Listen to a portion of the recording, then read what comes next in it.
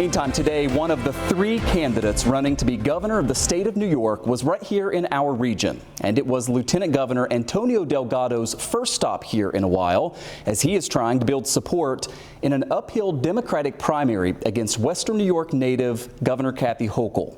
We were there today as Delgado hosted a roundtable discussion at the Meriwether Library on Jefferson Avenue here in the Queen City. And in about an hour, he will be at a town hall at the Family Life Center on Michigan Avenue in Buffalo.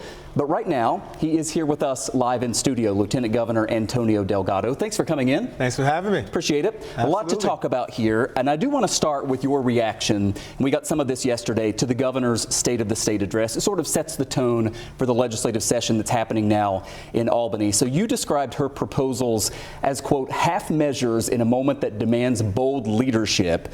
Seems that you're coming to this race from the left, a more progressive agenda than what we heard from the governor yesterday.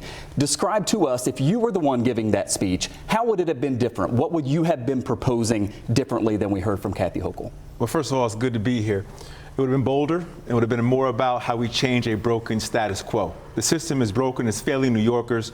Buffalo has one of the highest child poverty rates in the country. 1 in 5 kids across the state are living in poverty, half those kids in deep poverty. I did not even hear the word poverty in the speech.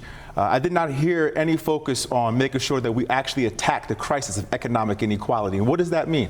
That does mean taxing the rich and the ultra wealthy and big corporations.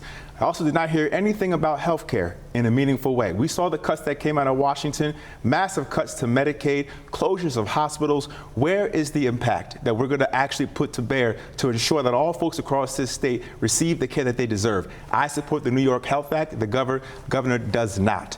Protecting our immigrant community. I did not hear the governor say she supports New York for All, which would ban 287G agreements and ban local cooperation with ICE. Our neighbors, our brothers and sisters, our family members in the immigrant community are under siege, and yet the governor once again gave a half measure. Even with the child care proposal, she calls it universal, statewide, yet the vast majority of the program benefits 2-year-olds in New York City. So that's what I mean by half measures. We are still a little more than 5 months away from this primary election, but you're getting asked about this a lot, the polling, right? We saw a Siena University poll just back in December, and you can see the numbers there. 56% of Democratic voters in the state of New York say they're backing Kathy Hochul. You are at 13%. That same poll asked people, do you approve or disapprove of the job that you're doing as lieutenant governor? And the biggest number there is 68% of New Yorkers who said they don't know or they have no opinion. How do you overcome, I mean, at some point this is like a name recognition thing, and you're obviously here right now, you're talking to our viewers, you're touring the state. That is a big gap to overcome, no? Well, that's the power of getting out there and connecting with people, and that's what I'm going to continue to do.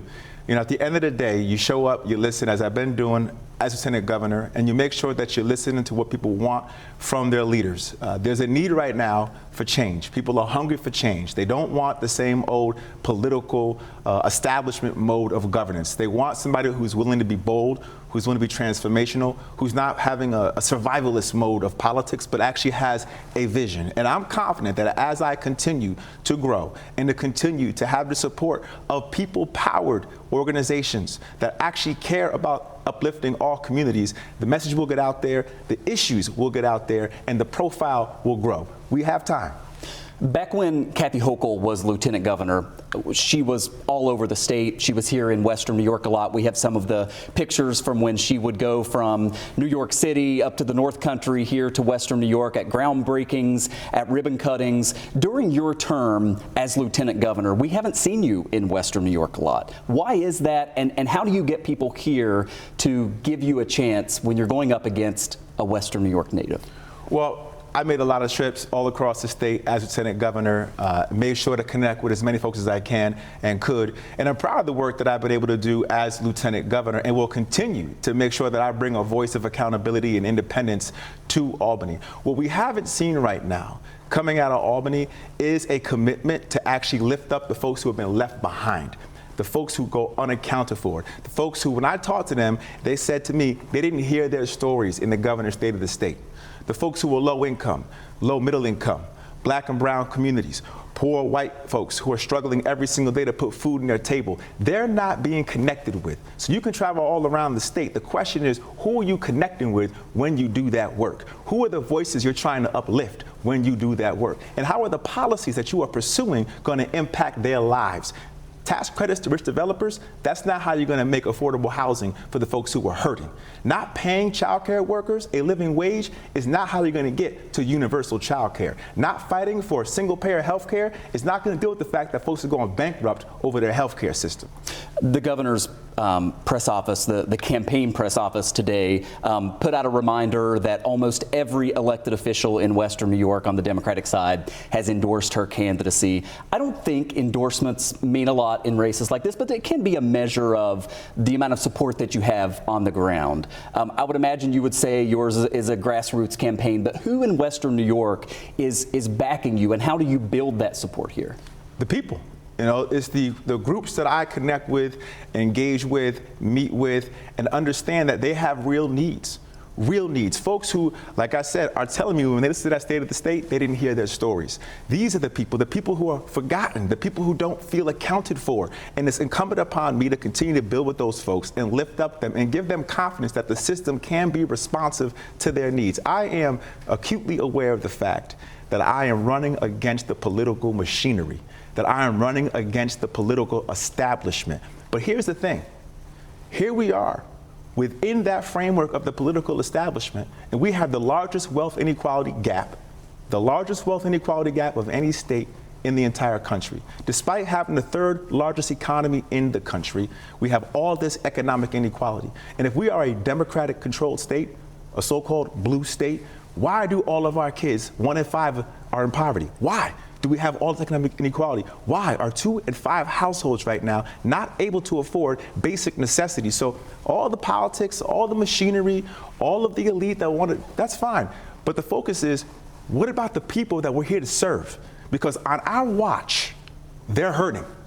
And we saw the biggest swing from left to right in the entire country. In New York, yeah. Happened right here in New York. And it begs the question to my fellow colleagues in government, when are we going to stop just pointing at Trump and saying, look how bad he is? And when are we going to start asking ourselves, how can we be better? What are we doing wrong? So you just laid out there a progressive agenda, certainly more progressive than what Governor Hochul laid out yesterday during her State of the State. So why isn't New York City Mayor Zohran Mamdani coming out and endorsing your candidacy? Why aren't progressive members of Congress coming out and endorsing your candidacy? Well, first of all, I respect everybody's decisions and how they think about it. And the reality is, when you're talking about a sitting governor, you got a lot of dynamics to be mindful of, right? Power of resources, the power of the purse. It's politics. I'm not here, again, to get bogged down in that. Because at the end of the day, that's just palace intrigue. And that will all work itself out eventually. What I can control is my relationship with the people. At the end of the day, this is about the people. It's not about the party. It's not about party power. It's not about even unity if the unity comes at the expense of the people. You know, a lot of folks want us to rally around Biden and unite around Biden. I was one of the few folks in the state of New York to say, as an elected official, he needed to step down. Not because I didn't have love for Biden, but because I understood the threat that Trump was and still is. And I felt it was important to speak truth to power in that moment and not do so because I was trying to protect party. And I think that is the dimension that I think too many of my colleagues fall victim to. And as a result, we put too many New Yorkers, and Americans for that matter, in the crosshairs of a demagogue. And that is a problem that we should all learn from moving forward. And you can hear more from Lieutenant Governor Antonio Delgado again this evening at 6:30, part of this tour across the state of New York. Sir, thank you for coming in. Best of luck to you. We appreciate it. Thank you for having me. Thanks. Good to see you.